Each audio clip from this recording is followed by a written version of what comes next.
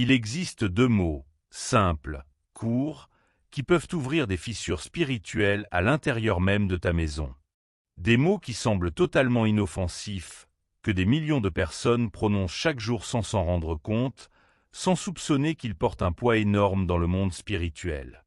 Et si je te disais qu'il y a deux mots, seulement deux, qu'aucun chrétien ne devrait jamais prononcer chez lui? Ce n'est pas une exagération. Ce n'est pas de la superstition. C'est un avertissement spirituel profond, transmis à travers la tradition de l'Église, la vie des saints et les enseignements de Padre Pio, qui comprenaient mieux que presque tout le monde le pouvoir invisible contenu dans nos paroles. Car ce qui sort de ta bouche ne disparaît pas simplement dans l'air.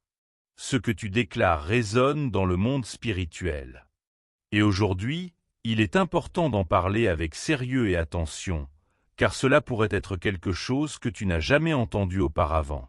Mais une fois que tu l'auras compris, tu ne pourras plus l'ignorer. Ces deux mots que beaucoup de chrétiens prononcent sans réfléchir peuvent, sans qu'ils le réalisent, fermer les portes de la bénédiction dans leur propre maison. Avant d'aller plus loin, prends un instant pour déclarer avec foi. Ma maison appartient à Dieu. Car une simple déclaration faite avec foi peut déjà commencer à transformer l'atmosphère spirituelle autour de toi. Maintenant, parlons d'une réalité que beaucoup ignorent. Nous vivons dans un monde où les paroles sont traitées comme quelque chose de banal, sans importance. On dit quelque chose sous le coup de l'émotion, puis quelques minutes plus tard, on oublie complètement. Mais la tradition chrétienne enseigne une vérité différente. Le monde spirituel, lui, n'oublie pas. Depuis le commencement, dans la Genèse, Dieu n'a pas construit le monde avec ses mains. Il a parlé, et tout a été créé. Que la lumière soit, et la lumière fut. Cela nous montre que les paroles ne sont jamais neutres. Elles ne l'ont jamais été. Padre Pio, ce grand mystique qui a porté les stigmates du Christ pendant des années, vivait profondément cette réalité. Il voyait avec clarté comment le monde invisible réagit à ce que nous disons. Il disait « Faites attention à tes paroles.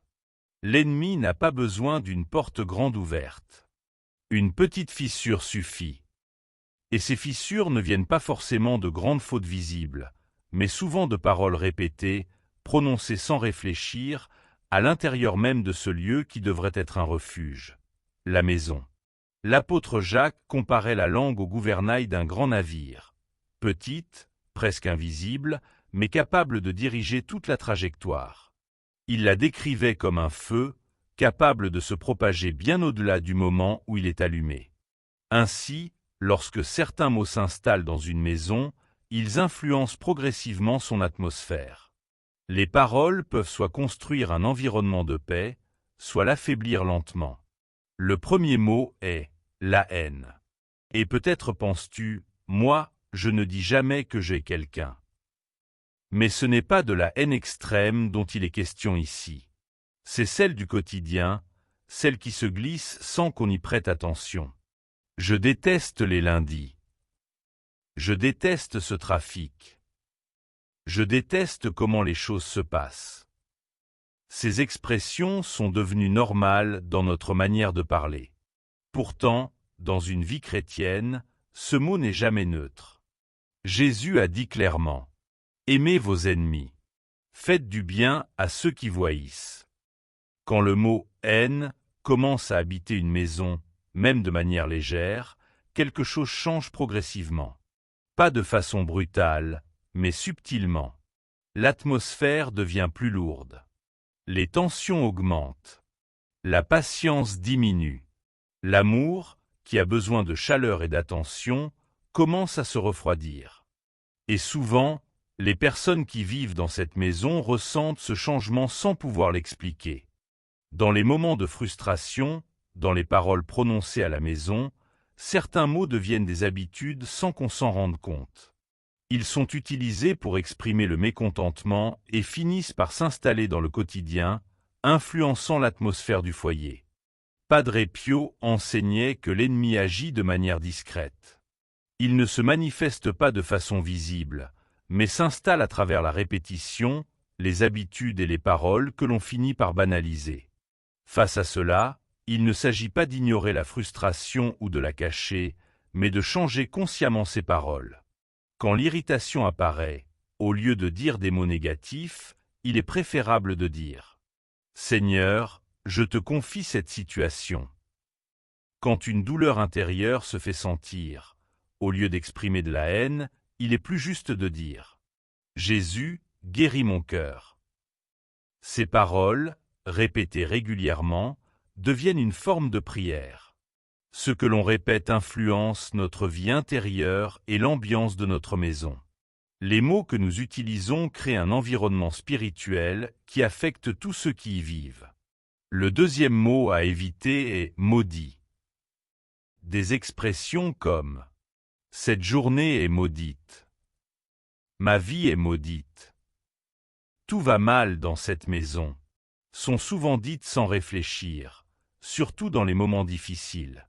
Cependant, la Bible enseigne clairement que la bénédiction et la malédiction ne doivent pas sortir de la même bouche. Le chrétien est appelé à bénir en toutes circonstances. Les paroles prononcées avec émotion ont un impact plus fort, car l'intensité renforce ce que l'on exprime. Dire des paroles négatives dans des moments de colère ou de fatigue peut renforcer une atmosphère lourde et pesante dans la maison. C'est souvent dans les périodes de tension que ces mots sont utilisés, et cela contribue à maintenir un climat de stress et de malaise. Un homme a réalisé que, face à chaque difficulté, il utilisait systématiquement le mot « maudit ».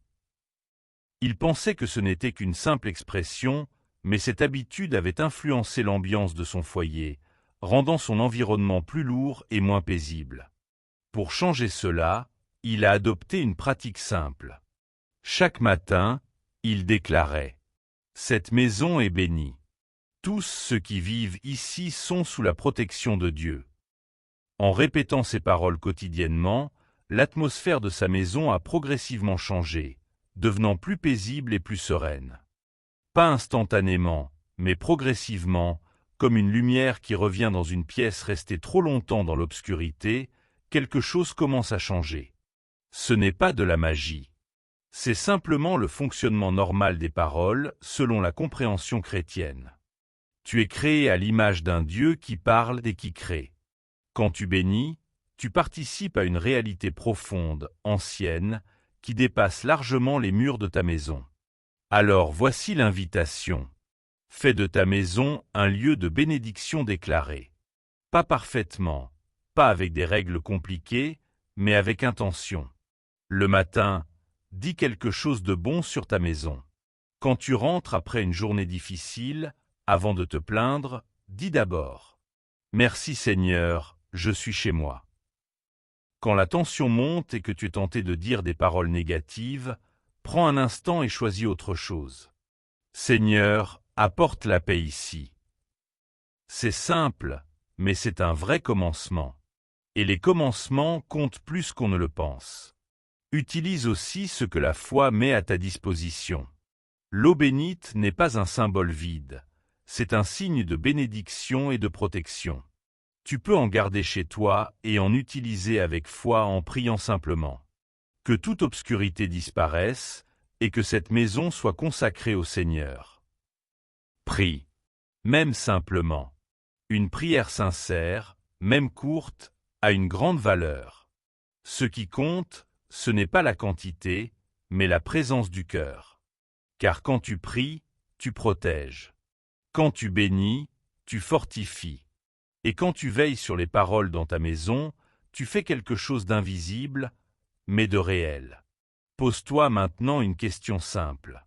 Est-ce que ces paroles négatives ont trouvé une place dans ta maison? Si oui, il ne s'agit pas de culpabiliser. Le plus important, c'est de prendre conscience. Car voir clairement permet de faire un nouveau choix. Imagine ta maison. Les pièces, les murs, les moments partagés. Imagine maintenant un lieu rempli de bénédictions, de paroles de paix, de prières simples mais sincères. Une maison où les mots apportent la vie. Cette maison est possible. Elle se construit, un mot à la fois. À partir d'aujourd'hui, fais de ta bouche un instrument de bénédiction dans ton foyer. Déclare simplement: je choisis de bénir. Car c'est une décision. Comme le disait Padre Pio. Prie, espère et ne t'inquiète pas. 3 paroles simples, mais un véritable chemin de vie. Une maison construite sur la prière, l'espérance et des paroles qui donnent la vie est une maison où Dieu peut habiter pleinement. Que ta maison soit remplie de paroles qui guérissent. Que chaque pièce soit marquée par la paix. Et que la présence de Dieu garde ton cœur, tes paroles et ton foyer. Amen.